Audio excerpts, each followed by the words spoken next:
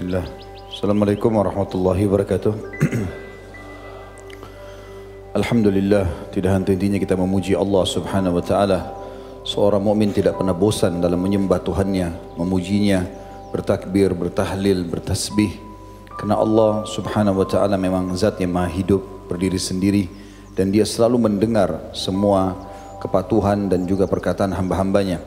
Dan kalimat Alhamdulillah adalah kalimat pujian yang tertinggi, sehingga seseorang dianggap bersyukur dan berterima kasih kepada Sang Pencipta Allah, dan semua kebutuhannya pasti akan dipenuhi sebagaimana Allah telah janjikan itu.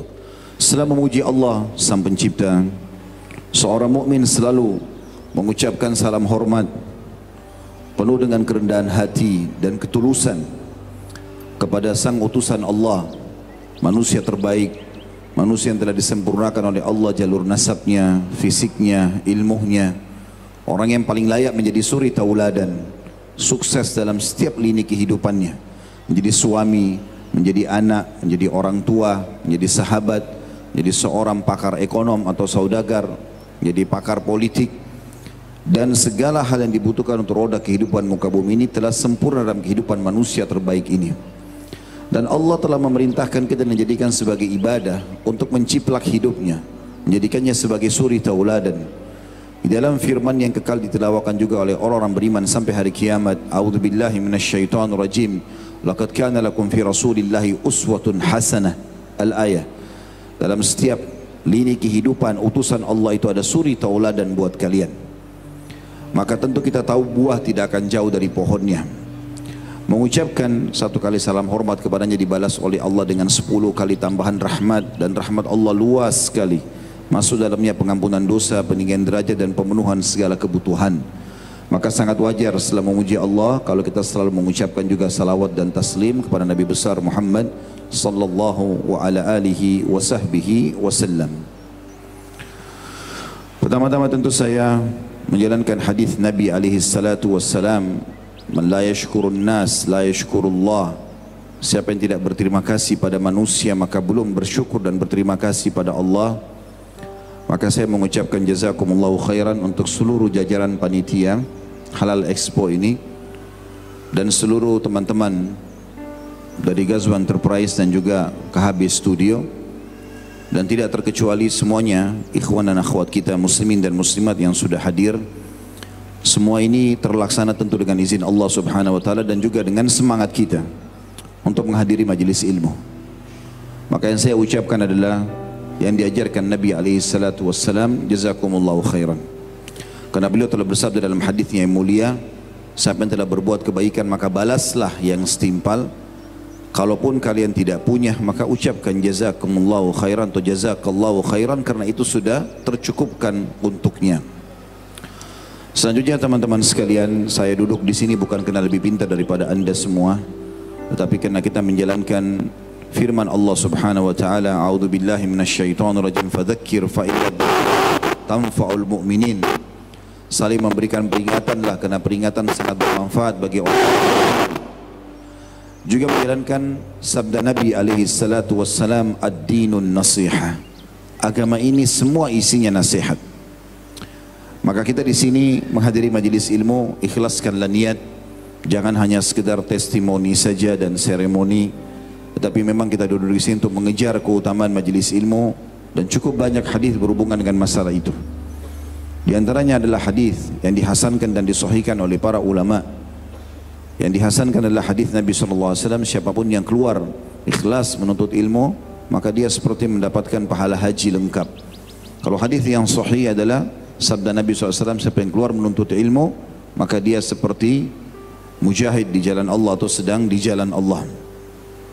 Itu juga hadis yang sahih yang baginda Nabi SAW bersabda, siapapun yang keluar dari rumahnya ikhlas untuk menuntut ilmu maka dia akan dinaungi oleh para malaikat Allah dengan sayap-sayapnya karena ridha dengan apa yang telah dia lakukan.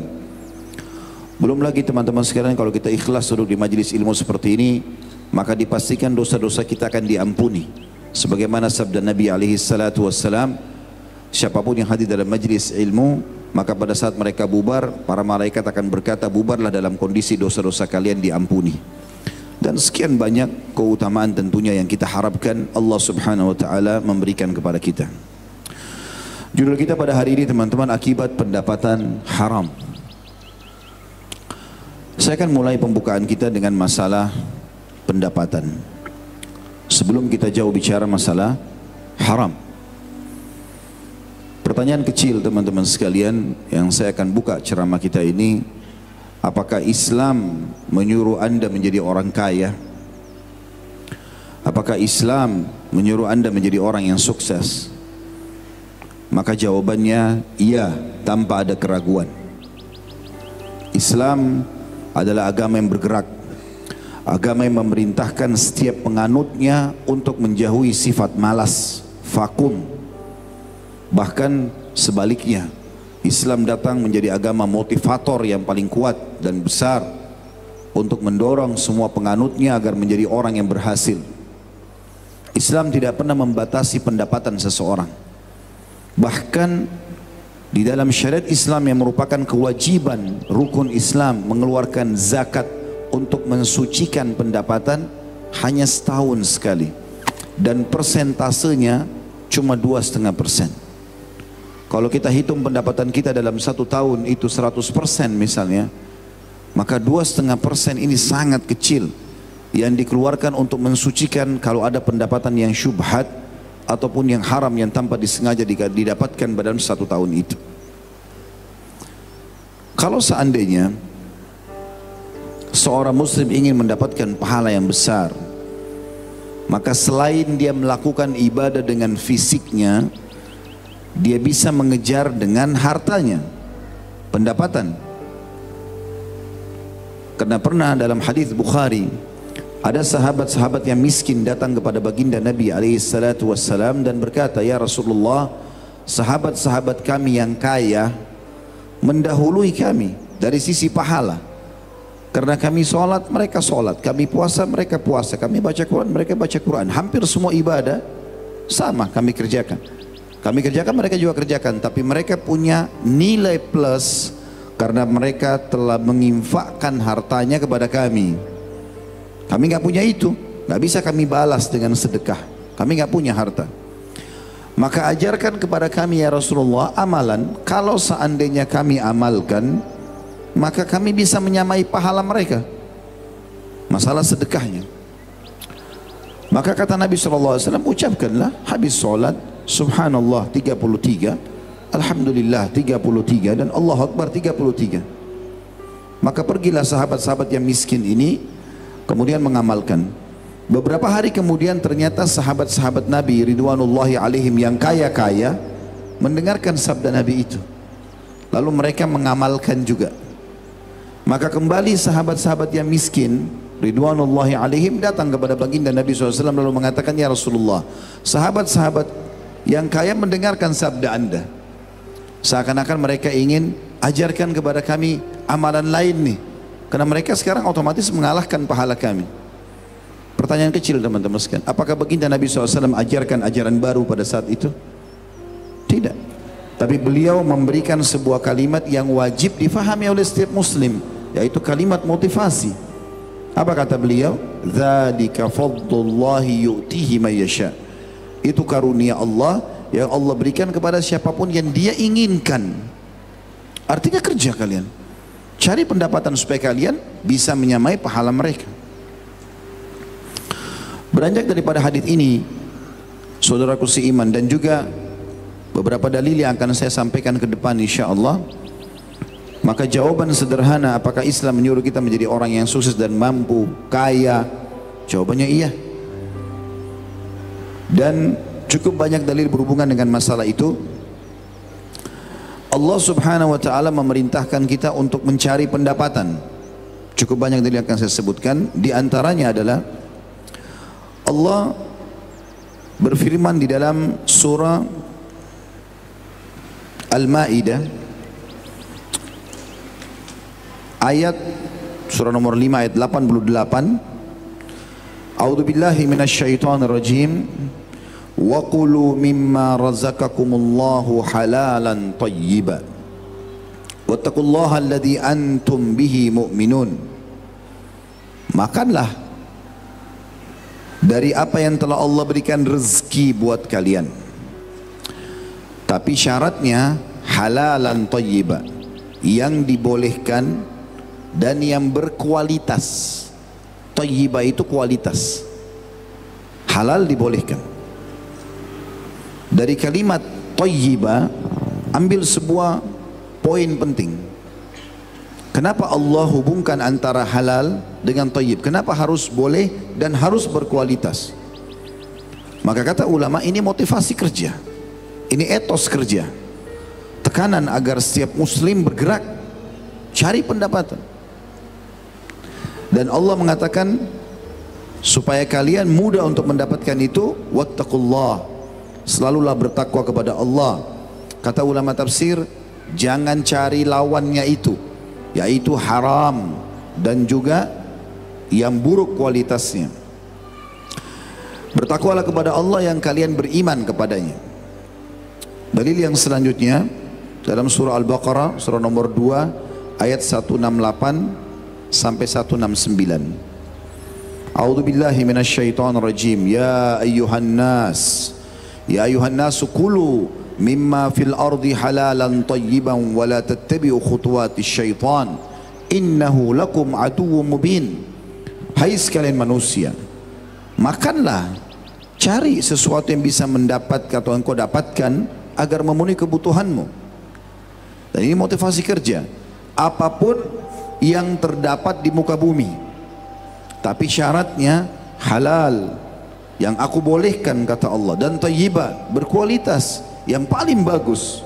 Kalau kau makan, makan yang paling enak, pakai pakaian yang paling bagus, punya kendaraan, punya rumah, cari yang paling bagus, tapi halal. Selama 5 huruf ini kita jadikan sebagai pegangan hidup kita, halal, aman, berapapun jumlahnya.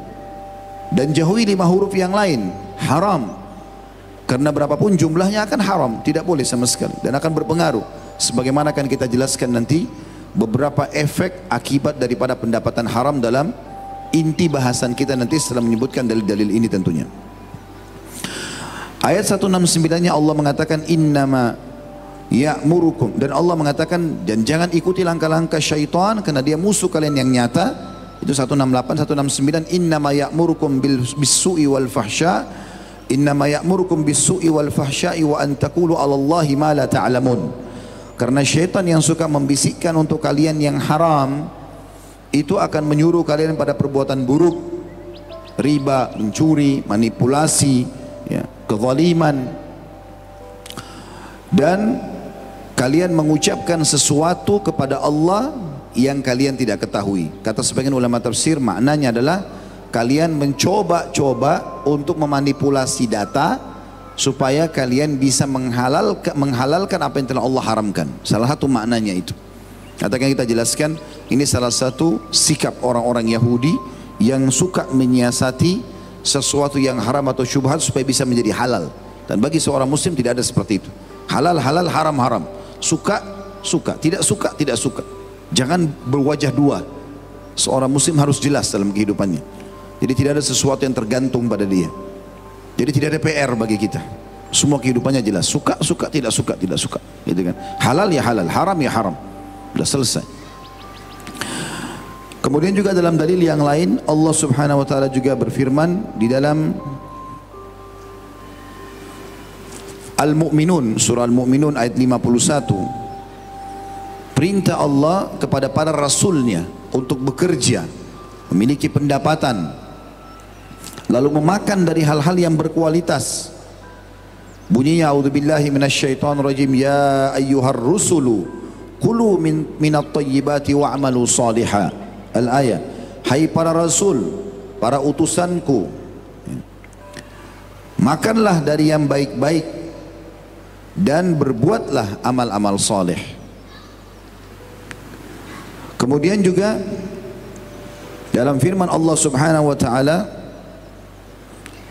Al-Baqarah 172, Allah Subhanahu wa taala juga berfirman, a'udzubillahi minasyaitonirrajim, ya ayyuhalladzina amanu kulu min thayyibati ma razaqnakum.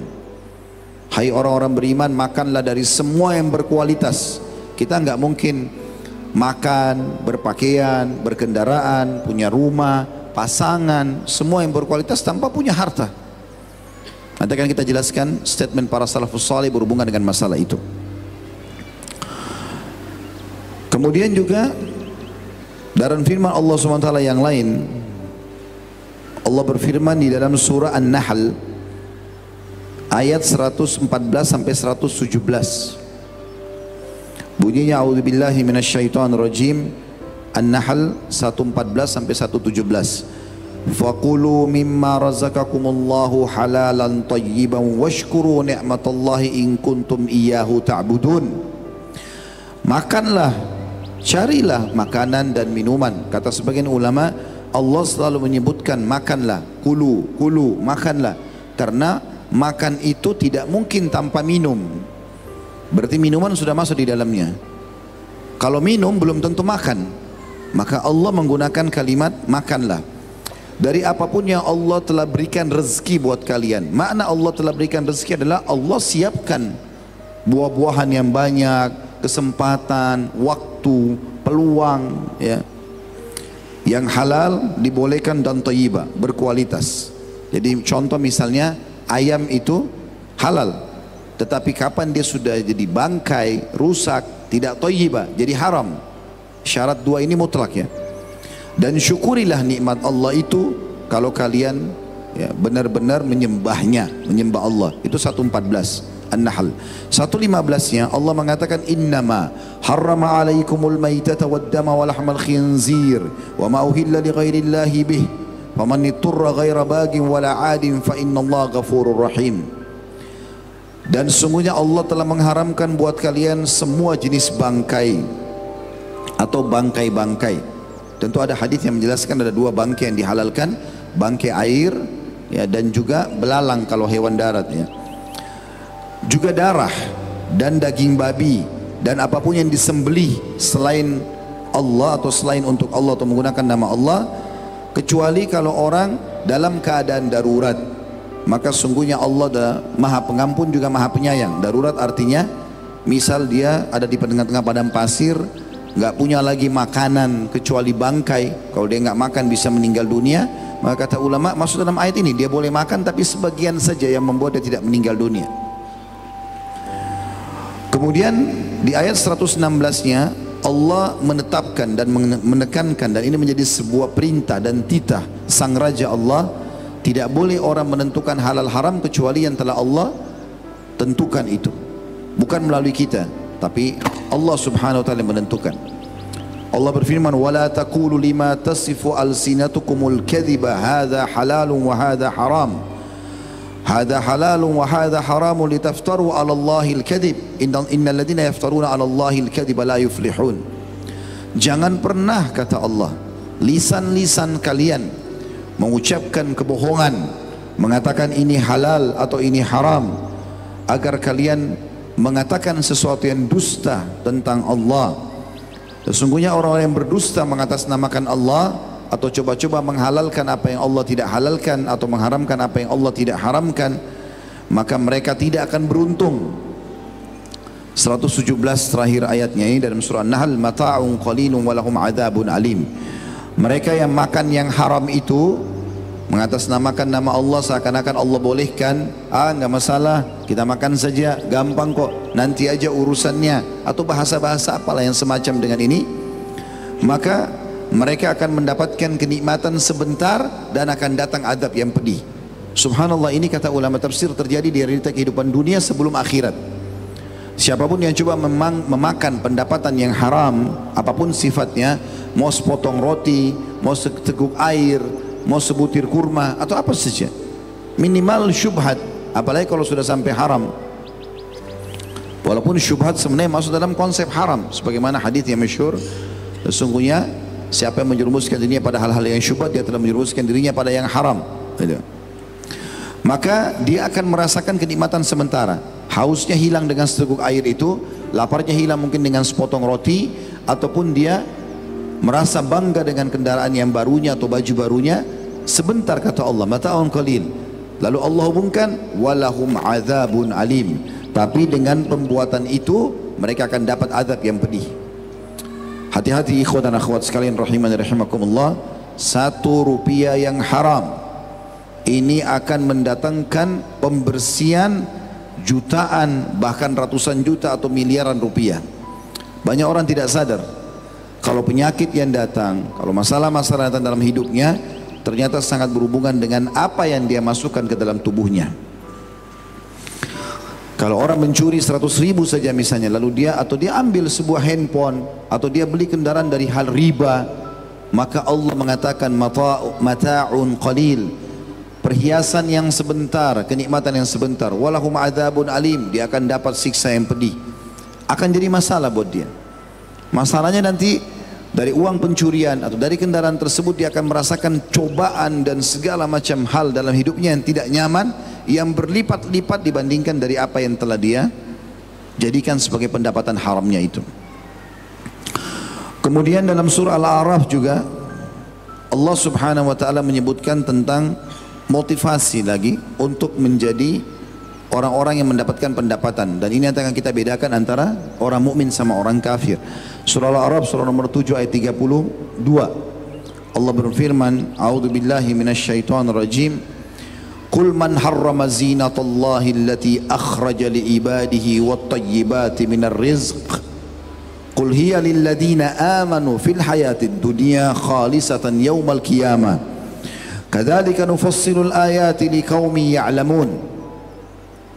Saya berharap ikhwah akhwat sekalian, kita kalau baca ayat begini direnungi baik-baik, ikhlaskan niat supaya masuk dalam hati, agar ini menjadi konsep hidup, bukan cuma sekedar masuk telinga kanan keluar telinga kiri. Allah berfirman, siapakah yang bisa mengharamkan apa saja yang telah Allah jadikan perhiasan atau perhiasan Allah yang telah Allah keluarkan buat hamba-hambanya, dan sesuatu yang sangat baik dari rezeki-rezeki. Apa kata ulama tafsir? Makna yang baik dari rezeki, Allah membuat mata kita suka lihat warna yang bagus, penampilan yang bagus, penataan yang bagus. Kita kalau lihat taman yang rapi, rumah yang bersih, orang yang rapi, pakaian yang bagus, segala macam kita suka. Itu makna daripada thayyibat minar rizq. Allah berikan thayyibat, Allah siapkan itu fasilitas. Kuping kita dengar suara yang indah, suka. Hidung kita mencium yang bau, lisan kita, lidah kita merasakan enaknya atau nikmatnya bumbu makanan misalnya. Tangan kita menjama, oh ini lembut ya, ini bagus, dan seterusnya. Semua yang bagus-bagus itu namanya thayyibat minar rizq. Allah buatkan itu semua, Allah berikan kita fasilitas. Dan lawannya, Allah berikan kita tidak suka dengan warna yang ya kacau atau amburadul lah ya, tidak jelas, warnanya buruk, buram ya. Atau Allah membuat hidung kita tidak suka dengan bau busuk, seketika langsung kita tutup hidung, menghindar. Atau telinga mendengarkan suara yang pekak ya, atau ribut. Mata kita melihat sesuatu yang tidak nyaman. Allah buat semua itu. Allah mengatakan itu semua perhiasan dari Allah, Allah siapkan buat hamba-hambanya. Kata Allah, katakanlah hai Muhammad kepada seluruh manusia, sampaikan kalau itu aku siapkan untuk orang-orang beriman di kehidupan dunia, dan akan menjadi khusus buat mereka di akhirat nanti, di surga di hari kiamat. Maka begitulah kami rincikan ayat-ayat kami, kata Allah, bagi kaum yang mau belajar dan berfikir, liqaumi ya'lamun. Dari ayat ini teman-teman sekalian, luar biasa kita ambil pelajaran di sini teman-teman sekalian, bahwasanya Allah subhanahu wa ta'ala memberikan orang-orang beriman agar menikmati dunia, dan juga nanti mereka akan menikmati akhirat. Sementara orang-orang kafir hanya akan menikmati dunia dan akhirat tidak sama sekali. Itu pun di dunia, kalau sumber-sumber mereka dari yang haram, maka akan menjadi penyakit yang luar biasa buat mereka. Saya berapa kali mendatangi rumah sakit besar di beberapa negara-negara non-muslim, mampir sempat datang ke sana, melihat mayoritas mereka kena penyakit kronis ini, kena penyakit kronis itu, meninggal seketika mendadak, meninggal dalam kondisi mabuk, anak-anaknya bertengkar setelah dia meninggal, segala macam hal. Dan saya mengajak saudaraku seiman, jangan pernah terbawa dengan waswas syaitan, bisikan syaitan.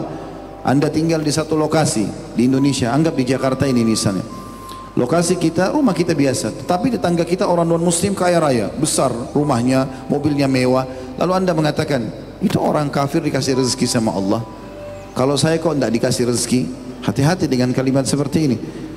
Memang mereka mendapatkan rezeki itu, tetapi sumber-sumber yang mereka ketahui atau mereka ambil itu haram. Rumah tangga mereka rusak karena itu, anak-anaknya nakal gara-gara itu, mereka meninggal dalam keadaan kronis pada saat meninggal. Berapa banyak orang muslim yang rumahnya biasa tapi meninggal dengan husnul khatimah, meninggal dalam keadaan sujud, dalam keadaan baik, tugas-tugasnya selama dunia sudah diselesaikan. Kalau anda mau adil, maka bandingkan diri anda dengan orang miskinnya orang kafir, itu baru benar. Banyak. Saya waktu itu hari diundang ke Amerika oleh teman-teman kita, sempat mampir ke satu toko, satu tempat untuk belanja kartu waktu itu, ingin beli semacam kartu GSM untuk dipakai telepon. Maka sempat ada orang-orang yang dekati kami, saya tidak tahu ya pada saat itu. Kemudian dia dekat, dia ngomong satu, suaranya kecil, saya tidak terlalu dengar. Saya tanya panitia, apa ini? Ini orang-orang miskin minta bantuan. Mereka beragama apa? Orang non muslim. Saya sempat bilang kasih, dia bilang tapi orang non muslim Ustaz. Nggak apa-apa, kasih, kita disuruh memberi gitu kan.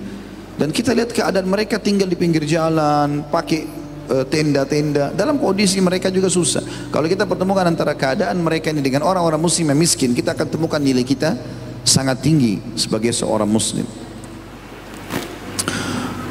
Kemudian juga hadis atau ayat terakhir yang kita bahas, ini ayat cukup banyak tapi kita tutupkan dengan ini, surah Al-Jum'ah yang sangat masyhur, ayat 10-nya, di mana Allah menyuruh kita bergerak mencari pendapatan.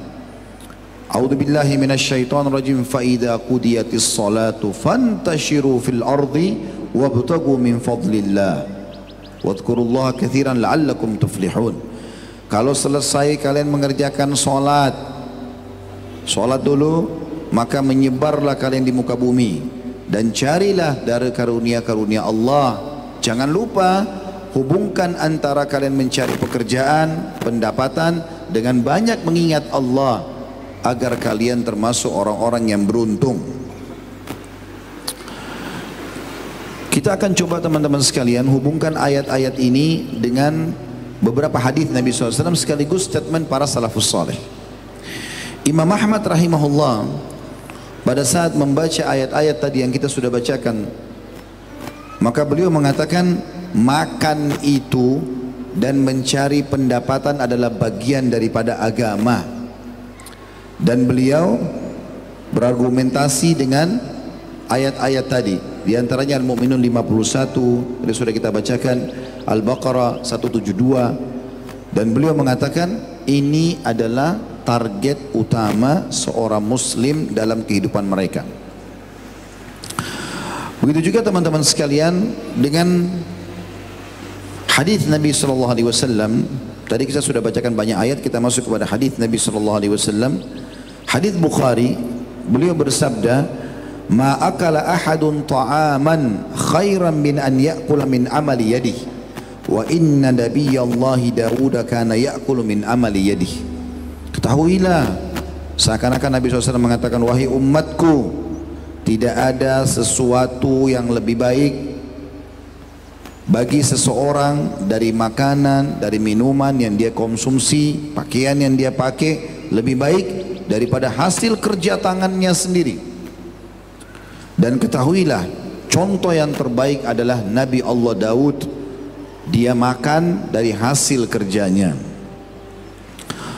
Begitu juga disebutkan dalam sebuah hadis yang lain, hadis Bukhari, kata Nabi SAW, di an ya'khudha ahadukum abhulah thumma ya'til jabal thumma ya'ti bihizmatin min hatab fayabi'uha fayustagna bithamaniha khairun lahu min an yas'alan nas a'tauhu aw bana'uhu. Ketahuilah, seseorang di antara kalian mengambil potongan-potongan talinya, kemudian dia pergi ke gunung yang tinggi, kemudian dia mengumpulkan ranting-ranting pohon yang dia ikat dengan tali-talinya tadi, dia pikul ke pundaknya atau di pundaknya, lalu dia jual, kemudian dia hidup dari hasil penjualannya itu, jauh lebih baik baginya daripada dia mengemis kepada manusia, diberikan atau tidak diberikan. Umar bin Khattab memberikan sebuah statement yang mulia beranjak daripada hadis Bukhari tadi. ta'allamul mihnah, kata beliau. Belajarlah kalian profesi-profesi itu yang bisa mendatangkan sumber pendapatan. Apa saja, selama itu ilmu bermanfaat dan bukan yang haram, bukan ilmu sihir, bukan ilmu menipu, mencuri dan segala macam. Maka belajarlah. Fa innahu yushiku ay yahtaja ahadukum ila mihnati. Karena nanti dia akan butuhkan profesi-profesinya itu atau keterampilannya itu. Dikatakan juga oleh Sa'id bin Musayyab rahimahullah, salah satu ulama tabi'in, kana ashabu Rasulillah sallallahu alaihi wasallam yatjaruna fi bahrir Rum. Ketahuilah para sahabat-sahabat Nabi ridwanullahi alaihim, mereka semuanya berdagang dan memenuhi lautan-lautan Romawi. Sampai ke lautan Romawi mereka berdagang.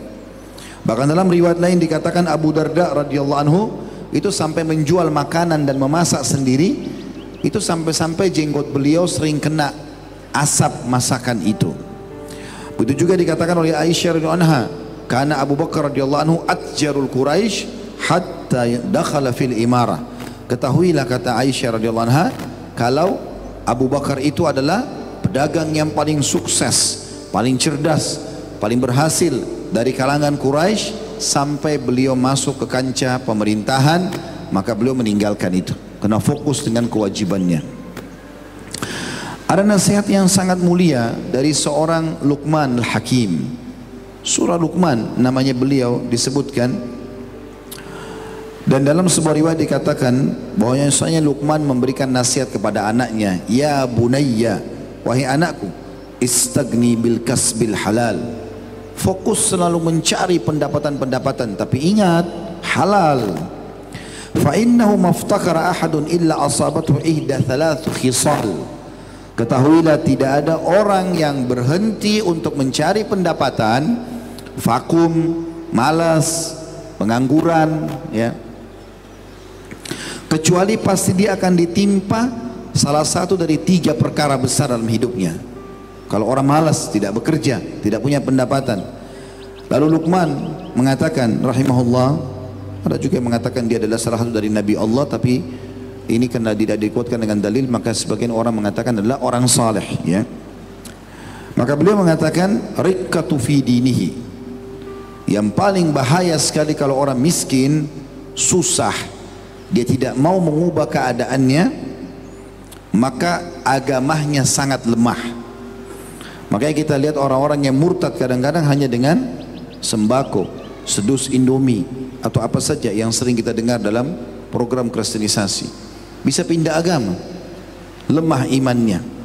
Tapi kalau dia punya pendapatan, beda. Tidak mudah orang menggoyahkan akidahnya. Kemudian yang kedua yang bisa menimpa dia adalah da'fatun atau dha'fun fi aqlihi, lemah akalnya.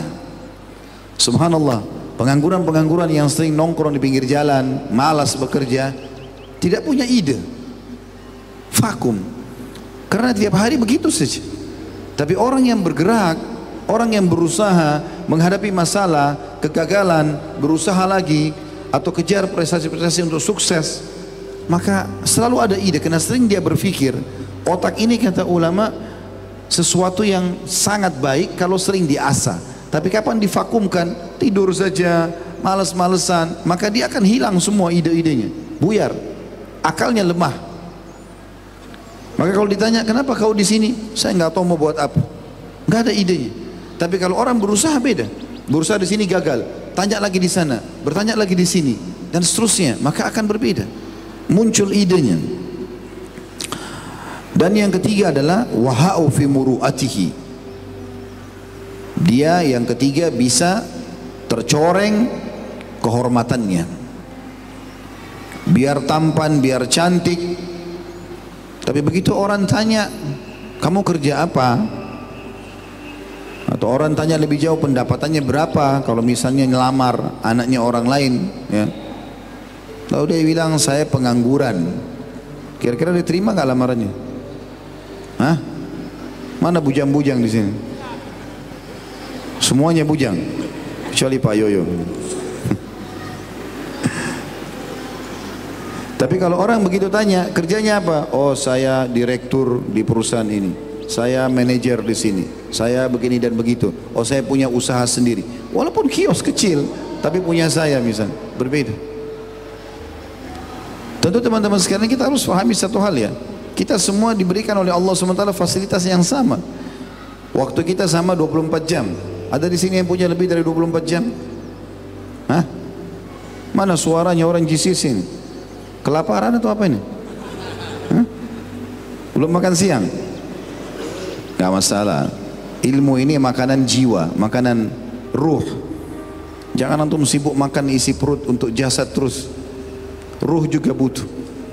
Ada orang fisiknya kurus, tapi karena ruhnya kuat, biar lapar beberapa hari tahan. Ada orang kenyang, perutnya selalu makan, tapi karena ruhnya lemah, sedikit ditimpa cobaan langsung sakit, parah, lumpuh, stroke. Karena ruhnya kempes, krempeng. Hah? Sepakat gak ini? Lemah benar jawabannya. Kita lagi bicara tentang masalah etos kerja nih, harus semangat. Kemudian beliau mengatakan, setelah mengatakan lemah di kehormatannya, terhina dia. Wa a'zam min hadza, dan yang lebih parah lagi kata beliau, istighfafun nasu bihi. Manusia akan menganggap remeh dia. Waktu kita sama 24 jam, mata kita sama dua, kuping kita sama dua, tangan kita dua, kaki kita dua. Kecuali ada orang yang cacat, qadarullah ma syaa fa'al, itu beda. Cobaan Allah pada dia. Tapi umumnya orang semuanya normal.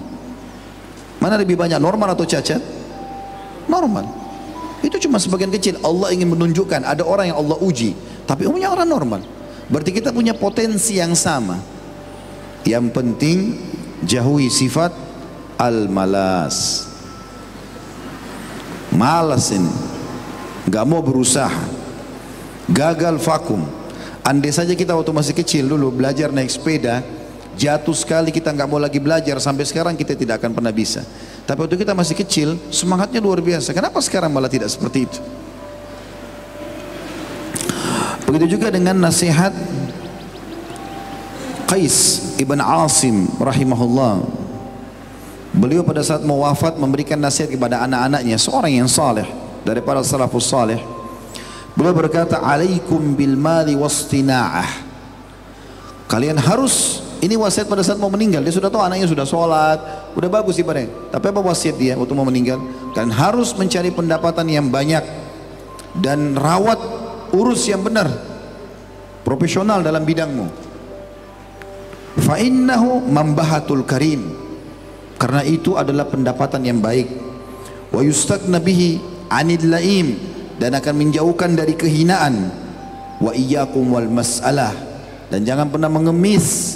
Fa innahu akhiru kasbar rajul, karena mengemis itu hanya boleh dijadikan pendapatan terakhir saja. Kalau betul-betul kita sudah bangkrut usaha, tidak punya apa-apa lagi, tidak bisa lagi bekerja, apa boleh buat? Pada saat itu terbuka pintu untuk bisa minta sama orang. Tapi kalau masih mampu, tentu harus dihindari. Nabi SAW, teman-teman sekalian, selalu bukan cuma sekali, tapi selalu mengingatkan para sahabat agar membaca doa ini. Beliau mengatakan, Allahumma inni a'udzubika minal ju'i fa innahu bi'sad daji'. Ya Allah, aku berlindung kepadamu dari sifat lapar. Makna lapar adalah kemiskinan, susah hidup, karena dia adalah keadaan yang paling buruk. Lalu beliau mengatakan, Allahumma inni a'udzubika minal ajzi wal kasal. Ya Allah, aku berlindung kepadamu jangan sampai aku termasuk orang yang malas, ya.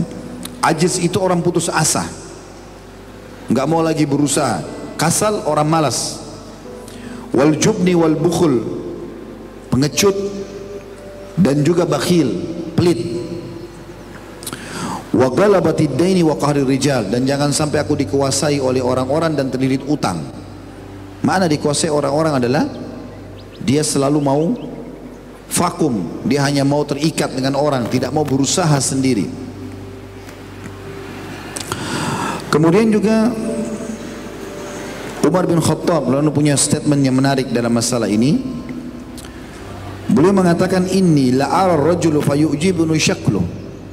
Saya kadang-kadang, kata Umar, melihat orang, lalu saya kagum melihat wajahnya, tampan, bajunya bersih, penampilannya bagus. Lalu beliau mengatakan, faida sa'altu anhu, tapi pada saat saya tanya tentang dia, faqila la amalalah saqata min aini. Waktu ditanya atau aku tanya apa pekerjaannya, dia mengatakan tidak ada, maka dia bisa jatuh dalam pandangan mataku. Dan sekian banyak tentu teman-teman sekalian apa yang disampaikan oleh para salafus saleh. Semua ini dalam pembukaan ceramah kita berhubungan dengan masalah etos kerja, pendapatan, bagaimana Islam menyuruh kita untuk bekerja, punya pendapatan, berusaha. Dan tidak mungkin teman-teman sekalian kita punya uang 100.000 tanpa 10.000. Dimulai dari hal yang kecil. Tidak mungkin 1 juta tanpa 100.000. Itu sudah umum. Tidak mungkin 100 juta tanpa 10 juta. Tidak mungkin 1 miliar tanpa 100 juta. Dan itu semuanya bertahap. Mulai saja dulu. Dalam pepatah bahasa Arab dikatakan, taharrak fa inna fi harakati barakah. Bergerak kamu itu, jangan malas.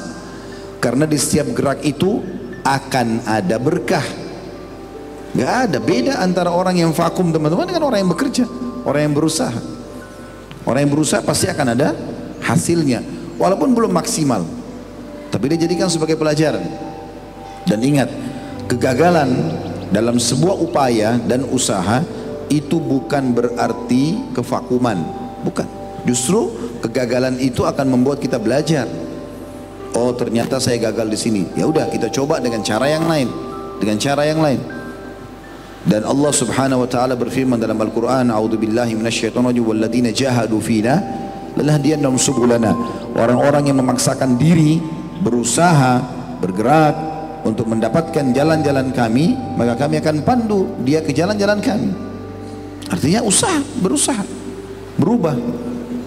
Lupakan semua masa lalu teman-teman sekalian. Tapi kan Ustaz, saya masa lalu saya kelam, saya pernah begini dan begitu, masa lalu. Islam nggak pernah lihat masa lalu. Islam melihat sekarang ke depan. Tidak ada kata-kata terlambat. Kalau antum ketemu sama teman, lalu dia mengatakan, kamu sekarang sok alim ya, sekarang begini penampilannya. Dulu kan saya tahu kamu waktu masih SMA. Jawab, iya, itu dulu. Sekarang saya sudah berubah. Wajar, jawab itu. Ada ceramah saya di YouTube, bisa teman-teman ikuti, judulnya iya, inilah aku sekarang. Itu untuk memotivasi teman-teman yang punya masa lalu yang kelam. Jawab, iya, inilah aku sekarang. Lalu yang lalu. Jadi kalau ketemu sama teman di majelis seperti ini, kita tahu dulu waktu SMP, SMA nakalnya luar biasa. Suka ganggu ini, suka buat macam-macam. Tapi sekarang di majelis, jangan diolok-olok. Jangan bilang, tumben kamu ada di sini. Kok ada di sini? Apalah bahasa-bahasa seperti ini? Tidak. Rangkul, Masya Allah. Sudah berapa lama ada di majelis, gitu kan? Atau mungkin kata Masya Allah, nanti lain kali kita buat lagi hadir lagi di majelis yang lain lah. Langsung motivasi orang lain. Ada seorang wanita subhanallah di Masjid Nabawi di Madinah, punya masa lalu yang kelam, tapi kita tidak tahu siapa orang ini. Dia cuma sekedar bertanya pada seorang syekh melalui sebuah kertas dikirim, dan dikatakan, syekh, saya punya masa lalu yang kelam. Sekarang saya sudah tobat. Bisa nggak saya mendapatkan laki-laki soleh? Kata syekhnya, tentu saja. Dan kalau kau mendapatkan laki-laki soleh, maka dia tidak akan pernah menanyakan masa lalumu. Nggak ada dalam Islam kita korek-korek masa lalu orang. Itu dulu. Sekarang ada orang malah yang buruk, dulunya baik, sekarang buruk. Itu yang bahaya. Tapi kalau orang dulu buruk, sekarang baik, alhamdulillah positif saja. Karena al-amal bi khawatimiha. Amal-amal itu akan dinilai Allah sesuai dengan apa yang terakhir dia kerjakan. Kata Nabi SAW, ada orang telah berbuat amalan ahli surga sampai tidak ada jarak antara dia dengan surga kecuali 1 jengkal saja. Lalu kemudian dia melakukan perbuatan ahli neraka, maka masuklah ke dalam neraka. Dia ibadah sekian tahun, akhir hidupnya murtad. Naudzubillah. Satu kalimat, saya keluar dari Islam misalnya, naudzubillah, kalimat ini dari hatinya dia ucapkan, maka ini meninggal 1 menit kemudian masuk neraka. Ada orang yang berbuat perbuatan ahli neraka, kata Nabi SAW, sampai tidak ada antara dia dengan neraka kecuali 1 jengkal saja. Dia mati masuk neraka nih. Lalu dia melakukan perbuatan ahli surga. Dia tobat nasuha. Mungkin cuma sehari, mungkin cuma sejam. Allahu a'lam. Dia tobat lalu meninggal 1 menit kemudian. Setelah tobat masuk surga. Kuasa Allah SWT. Jadi yang kita lihat adalah sekarang ke depan. Masa lalu hapus, selesai. Kata sebagian ulama, masa lalumu telah berlalu. Kalau itu baik, syukurilah. Kalau itu buruk, bertobatlah. Hari ini milikmu, maksimalkan. Dan masa depan berdoa dan berharaplah. Tapi sekarang kita kerjakan. Jadi tidak ada kata-kata vakum, tidak ada kata-kata terlambat dalam Islam. Lebih dalam teman-teman sekalian kita masuk ke bahasan kita, dan ini inti bahasan sebenarnya, masalah akibat pendapatan haram. Setelah kita jelaskan tadi motivasi dalam Islam untuk mencari pendapatan, ya, ayat-ayat Al-Quran, hadis-hadis baginda Nabi SAW, motivasi para salafus salih, ya, dari sahabat, dari tabi'in. Maka kita akan masuk teman-teman sekalian ke potongan akhir judul kita, akibat pendapatan haram. Pendapatan sudah kita jelaskan, sekarang tinggal masalah halalnya dan haramnya. Selalu cari yang halal teman-teman sekalian dan jauhi yang haram. Ada sebuah statement saya lihat ini disebarkan oleh syaitan, jin dan syaitan manusia. Dan ada syaitan dari manusia. Allah katakan dalam surah An-Nas kan, alladzi yuwaswisu fi sudurin nas minal jinnati wan nas. Jadi ada syaitan manusia kata ulama. Jadi kalau syaitan jin bisikin dia tidak mempan, maka didatangkanlah syaitan-syaitan manusia untuk membantu membisikkan dia. Kita kadang-kadang digoda oleh syaitan untuk berzina, tidak mau. Lalu kemudian syaitan manusia yang datang, teman-teman kita digerakkan untuk menggodain supaya mau. Maka itu begitu. Ada statement mengatakan yang haram aja susah apalagi yang halal. Pernah dengar nggak itu? Hah? Nah, banyak saksi, alhamdulillah. Ini nggak benar ini. Ini disebarkan oleh syaitan jin dan manusia. Na'udzubillahi minasyaitonirrajim. Nggak benar. Yang halal kita balik, yang halal sangat banyak jalannya, yang haram sangat sedikit jalannya. Terbukti orang kalau mau kerja di perusahaan-perusahaan cari halal banyak, lamaran dibuka, bisa kita diterima, kita mau mulai usaha banyak. Tapi kalau yang haram, mau memulai aja sudah ketakutan, ada was-was, ada khawatir. Maka yang halal banyak, yang haram sedikit. Kenapa kita masuk ke zona yang haram ini? Untuk apa? Saya sering sampaikan di pengajian ini, kalau Allah haramkan babi, Allah ganti dengan sapi, kambing, ayam, kelinci, semua hewan laut. Kenapa harus babi? Allah haramkan khamr, nggak boleh minum khamr, memabukkan segala macam. Baik, Allah ganti dengan madu, sirup, air putih, susu, baik. Berarti yang haram itu sedikit, hanya sebagai cobaan saja. Untuk apa? Masuk ke zona haram. Dan harus punya prinsip teman-teman sekalian. Tidak boleh pelimpan menjadi seorang muslim. Tadi di awal saya bilang, sesuatu yang haram Allah haramkan, haram. Jangan sentuh, jangan lihat. Pelajari untuk diketahui dan dijauhi, bukan dicoba. Dan sesuatu yang halal pelajari untuk dinikmati. Terbuka pintunya, asal mau saja. Kalau kita ikhlaskan niat kepada Allah Subhanahu wa taala, memulai usaha-usaha kita dan upaya kita dengan membaca bismillah, alhamdulillah wassalatu wassalamu ala rasulillah, kemudian kita berdoa kepada Allah ikhtiar, Allah akan bukakan. Allah akan bukakan. Saya menjadi seorang praktisi dalam masalah ini. Pada saat saya teman-teman sekalian baru balik dari Madinah tahun 98, awal saya masih mau melanjutkan pasar sarjana, saya nggak punya pendapatan sama sekali. Pulang ke Makassar waktu itu, saya hanya bantu mengajar di pesantren ayah saya di Makassar. Bahkan saya cuma memulai untuk waktu itu pertama sekali keluar handphone tahun 98-99. Kemudian saya coba jual. Saya masih numpang di klinik ayah saya di Makassar. Ada counter, ada etalase nggak dipakai, saya pakai jual cuma 1-2 handphone. Saya sempat berkembang, setelah itu ada yayasan dibuka, kemudian saya diminta bergabung. Saya masih punya pendapatan 500.000 waktu itu. Dan saya coba. Alhamdulillah saya menikah. Kemudian setelah menikah tahun 99 itu pendapatan saya pas-pasan. Istri saya bisa berjalan dengan saya alhamdulillah dengan pendapatan itu. Kemudian kami coba pelan-pelan dan memang bertahap. Memang bertahap. Sampai Allah SWT buktikan depan mata saya sendiri. Alhamdulillah bisa. Kadang-kadang ada sebagian ikhwatanya saya, Ustaz gimana caranya membagi waktu antara usaha dengan dakwah? Saya cuma tunjuk ke langit, Allah Maha Kuasa. Tugas kita berusaha. Dan bisa alhamdulillah. Restoran jalan, travel sekarang ada, alhamdulillah. Dan dakwah juga berjalan. Berarti tidak ada kata-kata tidak bisa. Ini kata-kata tidak bisa ini buang jauh-jauh. Selama antum masih bernafas hidup, bisa. Tidak boleh vakum, tidak boleh putus asa. Memang ada kegagalan, pasti ada. Atau halangan-halangan, itu ada. Untuk kita belajar. Saya mengalami itu. Awal-awal buka restoran, 3 tahun pertama, itu luar biasa cobaannya gitu. Cobaannya luar biasa. Kadang-kadang ada satu hari nggak ada pembeli sama sekali masuk. Betul itu kami buka di Kalibata City, dari pagi sampai malam nggak ada orang masuk. Karena ada tamu datang, itu pun dari jemaah yang pada saat sudah tahu hadir berapa orang. Tapi alhamdulillah sekarang ini restoran kami Sabtu Ahad nggak bisa lagi dapat tempat, full. Kuasa Allah SWT. Tapi tentu kita punya poin-poin. Kalau saya pribadi punya poin-poin untuk mencapai sebuah kesuksesan. Tidak boleh kita lepaskan diri dengan Allah Subhanahu Wa Taala. Itu poin pertama, bertakwa pada Allah. Kemudian sumbernya halal, cari modal yang halal. Saya kalau tidak punya modal, saya bicara sama orang yang punya modal halal, saya ajak dia kerjasama. Kemudian sistem yang dipakai halal dan produk yang dijual halal. Untung, laku, nggak usah khawatir. Mau lebih banyak lagi, ikuti dengan sedekah. Selalu sedekah, jangan berhenti. Pikiran kita teman-teman, seorang muslim beda dengan kapitalis. Kapitalis pikirannya cuman untung aja terus. Bahkan bagi mereka, sedekah pun membantu orang itu adalah sebuah kerugian. Mengeluarkan itu kerugian, enggak. Buka restoran, buka butik, buka apa saja, gratisin kepada orang sebagian, sedekahkan. Apalagi kalau orang-orang tidak mampu, berikan kepada orang, biasakan itu.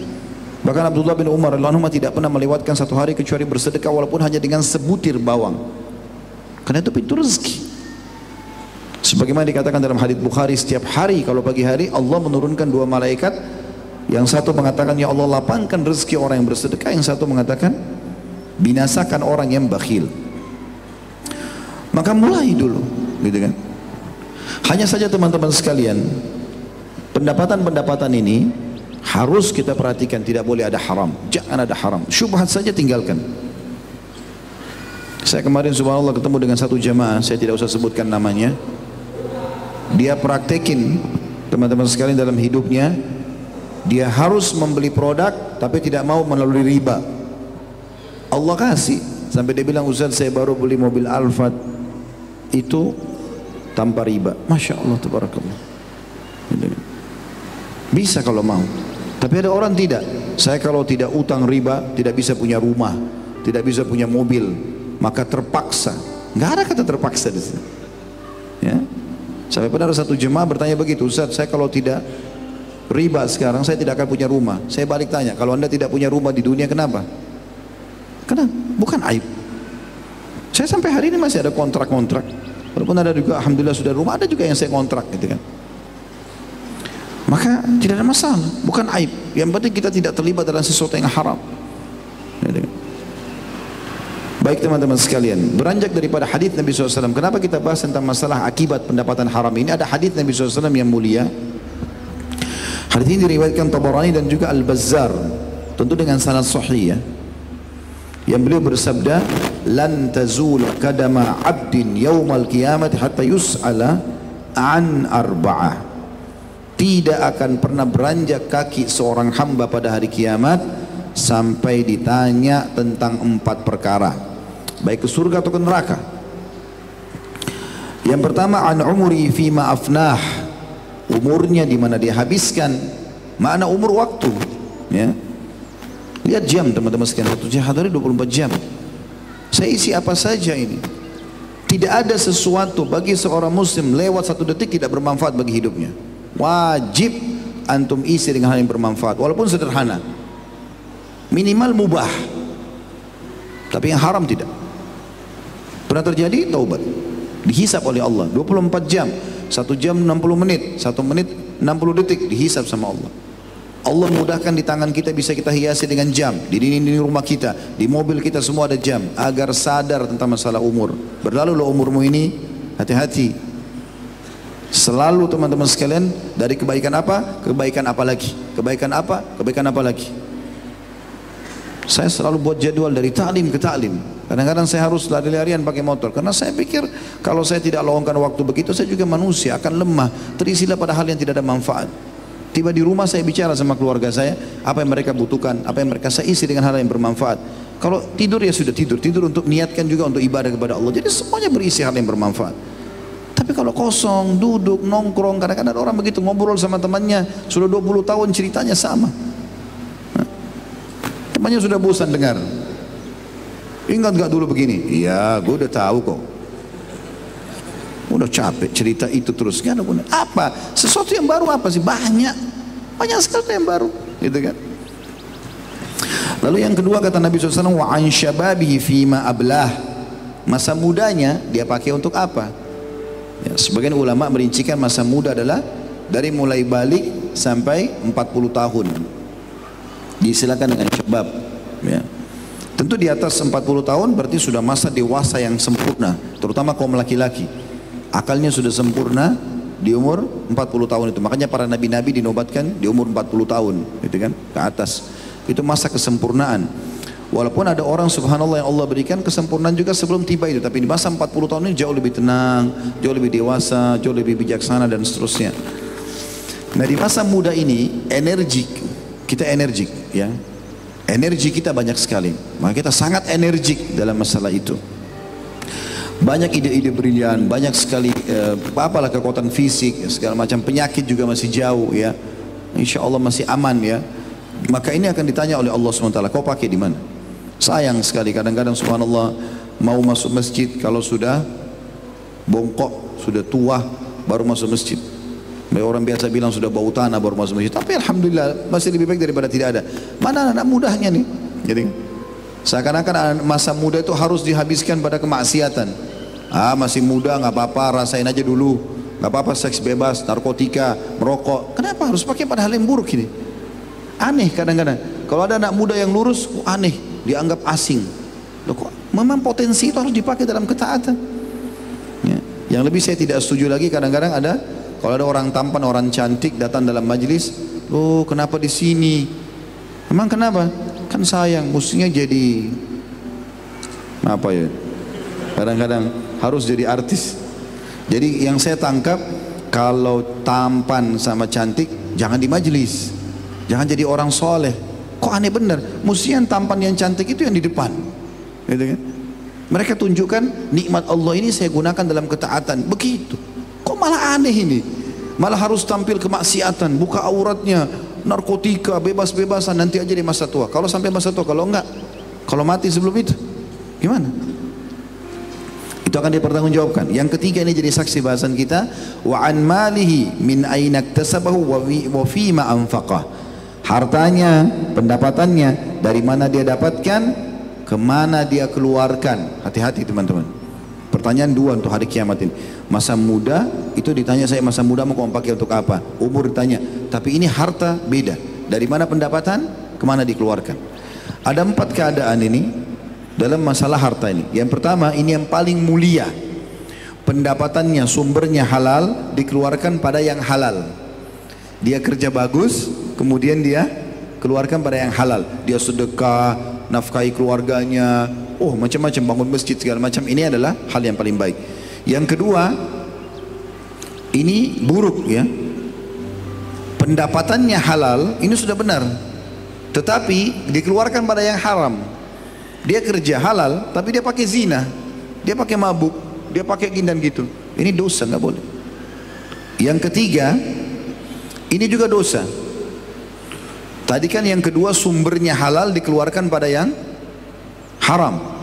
Uang hasil kerja bagus tapi dikeluarkan untuk pakai zina, ini nggak boleh, haram. Yang ketiga ini terbalik. Sumbernya haram tapi dikeluarkan pada yang halal. Misalnya hasil curian umrohin orang tuanya. Nanti kita sebutkan itu, ada efek-efek daripada perbuatan haram ini, ya. Nanti itu akan menambah dosa buat dia. Dan orang begitu, hasil korupsi, sedekah, nggak diterima sama Allah, percuma. Sumbernya haram, dikeluarkan pada yang halal. Yang terakhir, yang keempat paling buruk, sudah sumbernya haram, keluar pada yang haram. Hasil curian dipakai zina. La haula wa la quwata illa billah. Ya. Kemudian yang keempat, kata Nabi SAW adalah wa an ilmihi mada amila fih. Dan tentang ilmunya, dia pakai untuk apa saja. Teman-teman sekalian, ada hadis Nabi SAW yang kita harus hati-hati darinya. Maksudnya jadikan peringatan, bukan hati-hati dari hadisnya, hati-hati dari apa yang telah Nabi SAW ingatkan di dalamnya. Karena Nabi bilang di dalam hadis sahih riwayat Bukhari, ya'ti 'alan nasi zamanun la yubalil mar'u ma akhadha minhu aminal halali am minal haram. Akan datang satu masa nanti di